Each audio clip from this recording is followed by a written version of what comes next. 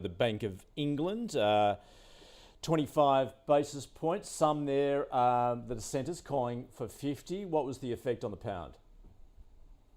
The pound seemed generally to take the move in stride. It didn't really seem like the Bank of England offered anything that was materially different from what the markets were baking in, and it generally seemed to fall in with what was going on across the major economies in the wake of the Fed's announcement midweek. I think at this point, certainly a lot of spotlight on the UK as it contrasts with the ECB. There was a special meeting this week of the ECB because, of course, their own tightening regime is starting to exert some pressure on sovereign spreads and maybe a little bit of a rumbling out there of Eurozone debt crisis woes, although very early days there yet. So as we look at the UK and sterling in contrast, you may exhibit a sense where sterling finds a bit of relative support, and that does a bit of the BOE's tightening for them. So